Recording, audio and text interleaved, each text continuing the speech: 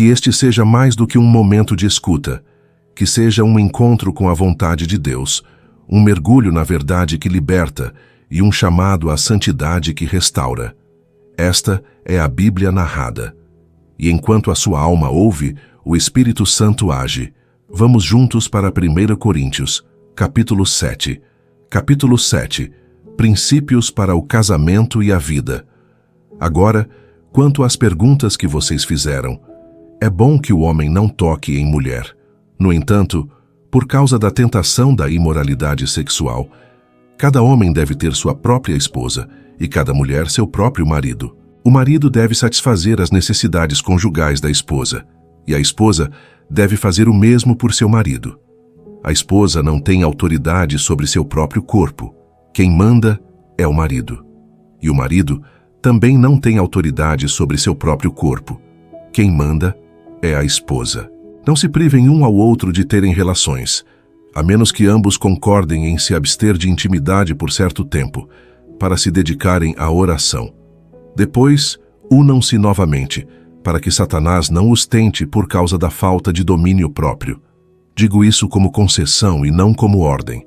Desejaria que todos fossem como eu, mas cada um tem um dom específico de Deus.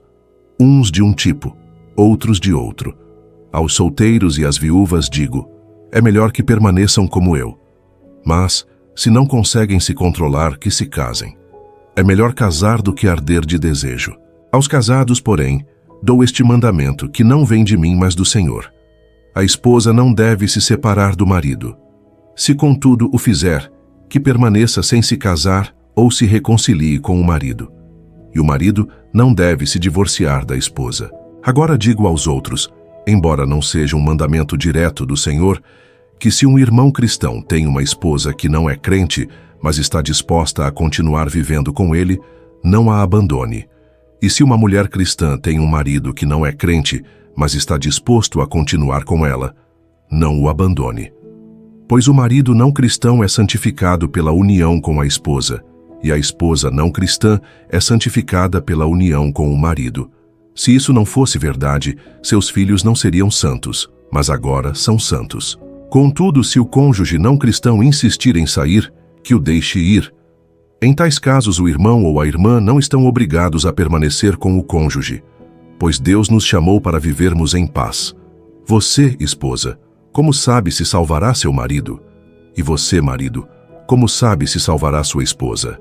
Cada um deve continuar a viver conforme o Senhor o colocou, e conforme era quando Deus o chamou. Essa é a regra que sigo em todas as igrejas. Se um homem já era circuncidado quando foi chamado, não deve tentar desfazer a circuncisão. E, se não era circuncidado, não deve ser circuncidado agora. Pois a circuncisão ou a falta dela não importam. O que importa é obedecer aos mandamentos de Deus. Cada um deve permanecer na condição em que foi chamado. Você era escravo quando foi chamado? Não se preocupe com isso. Mas, se tiver oportunidade de se libertar, aproveite-a. Pois, se você era escravo quando o Senhor o chamou, agora é liberto no Senhor. E se era livre quando foi chamado, agora é escravo de Cristo. Vocês foram comprados por alto preço. Portanto, não se tornem escravos de seres humanos. Irmãos, cada um deve permanecer diante de Deus na condição em que foi chamado. Agora, quanto às moças que ainda não se casaram, não tenho um mandamento direto do Senhor para dar, mas o Senhor, em sua misericórdia, me deu sabedoria digna de confiança que posso compartilhar com vocês. Por causa das dificuldades atuais, acho que é melhor permanecer como está. Se você tem esposa, não procure se separar dela. Se não tem esposa, não procure se casar. Mas, se você se casar, não comete pecado. E, se uma moça virgem se casar, também não comete pecado. Mesmo assim, os que se casarem enfrentarão muitas dificuldades nesta vida, e quero poupá-los disso. O que eu quero dizer, irmãos, é que o tempo é curto. De agora em diante, os que são casados devem viver como se não fossem. Os que choram, como se não chorassem. Os que se alegram, como se não se alegrassem. Os que compram coisas, como se não as possuíssem. Os que usam as coisas do mundo como se delas não dependessem. porque este mundo como o conhecemos, logo passará. Quero que estejam livres das preocupações desta vida. O homem solteiro se preocupa em como agradar ao Senhor. Mas o homem casado se preocupa com as coisas deste mundo, em como agradar sua esposa, e seus interesses se dividem. A mulher não casada ou a virgem se preocupa com as coisas do Senhor, em ser santa de corpo e espírito. Mas a mulher casada se preocupa com as coisas do mundo, em como agradar seu marido. Digo isso para o bem de vocês, não para impor restrições, mas para que façam tudo de forma correta e com total devoção ao Senhor, sem distrações. Se um homem acha que está agindo de modo impróprio com relação à sua noiva e que ela está ficando além da idade apropriada para o casamento e sente que deveria se casar, que o faça. Não há pecado nisso. Que se casem. Mas, se um homem tiver firme convicção e não se sentir pressionado, e tiver controle sobre sua vontade e decidir não se casar, faz bem. Portanto, quem se casa com sua noiva faz bem, e quem não se casa, faz melhor ainda. A esposa está ligada ao marido enquanto ele viver. Se o marido morrer, ela está livre para se casar com quem quiser, mas somente com um cristão. Na minha opinião, contudo, será mais feliz se permanecer como está, e penso que também tem o Espírito de Deus. Capítulo 8. Liberdade com consciência. Agora, quanto à comida sacrificada aos ídolos, é verdade que todos temos conhecimento. Mas o conhecimento traz orgulho, enquanto o amor fortalece. Quem afirma saber tudo, na realidade, não sabe o que deveria saber. Mas quem ama a Deus é conhecido por Ele. Portanto, em relação a comer alimentos oferecidos aos ídolos, sabemos que um ídolo não representa um Deus de verdade, e que há apenas um Deus. Existem muitos chamados deuses, tanto no céu como na terra, e há muitos senhores. Mas para nós, há um só Deus, o Pai. Ele criou todas as coisas, e vivemos para Ele. E há um só Senhor, Jesus Cristo, por meio de quem todas as coisas foram criadas, e por meio de quem vivemos. Mas nem todos sabem disso. Alguns têm consciência tão acostumada à adoração de ídolos que ainda pensam que é errado comer esse alimento. Por se sentirem culpados, sua consciência é fraca e fica contaminada. Não é a comida que nos aproxima de Deus. Não somos melhores se comermos, nem piores se não comermos. Cuidado, porém, para que sua liberdade não se torne tropeço para os que têm consciência fraca. Pois se outros virem você com seu conhecimento, comendo num templo de ídolo, não serão levados a fazer o mesmo, ainda que não tenham sua convicção. E por causa de seu conhecimento, o irmão fraco por quem Cristo morreu será destruído. Quando vocês pecam contra outros irmãos e ferem sua consciência fraca, pecam contra Cristo. Portanto, se o que eu como leva meu irmão a pecar, nunca mais comerei carne para não fazê-lo tropeçar. Capítulo 9. O direito do apóstolo.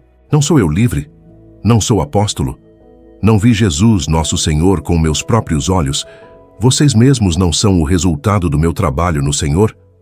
Ainda que outros digam que não sou apóstolo, para vocês certamente sou, pois vocês são a prova de que sou apóstolo do Senhor. Esta é minha resposta àqueles que questionam minha autoridade.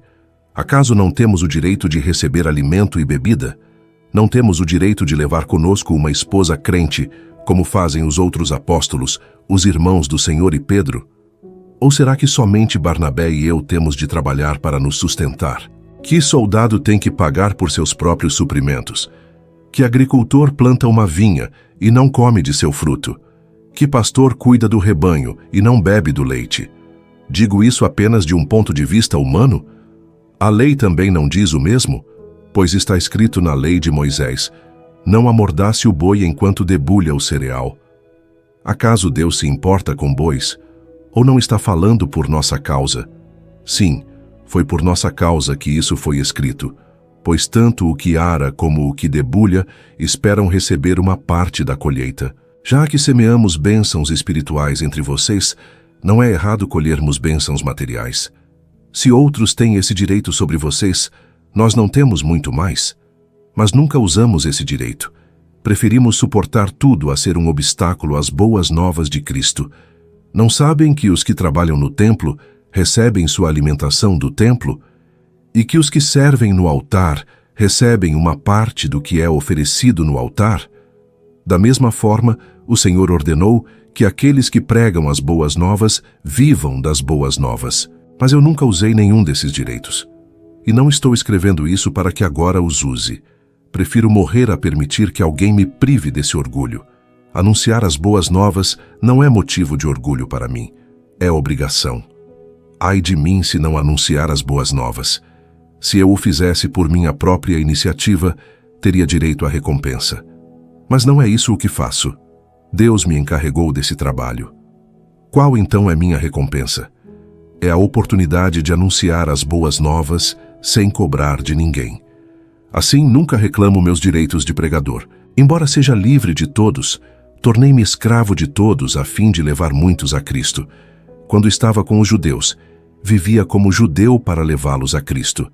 Quando estava com os que seguem a lei judaica, também vivia debaixo dessa lei, embora não estivesse sujeito a ela para conduzi-los a Cristo.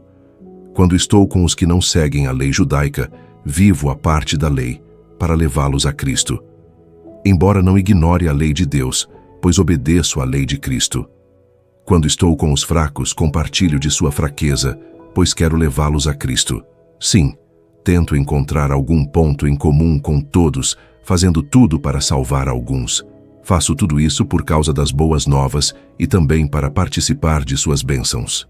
Vocês não sabem que numa corrida todos correm, mas apenas um ganha o prêmio? Corram, portanto, para vencer. Todos os atletas se preparam com disciplina. Eles o fazem para ganhar um prêmio que se desgasta. Nós, porém, o fazemos para ganhar um prêmio eterno. Por isso não corro sem objetivo, nem luto como quem dá golpes no ar. Disciplino meu corpo como um atleta, treinando-o para fazer o que deve. De outro modo, temo que, depois de pregar aos outros, eu mesmo seja desqualificado.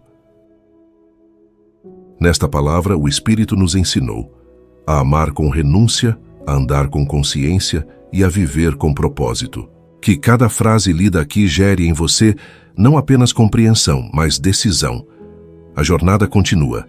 E no próximo bloco, mergulharemos ainda mais na sabedoria revelada em 1 Coríntios. Inscreva-se, compartilhe e mantenha o coração aberto, porque quando o céu fala, tudo dentro de nós se realinha com a eternidade.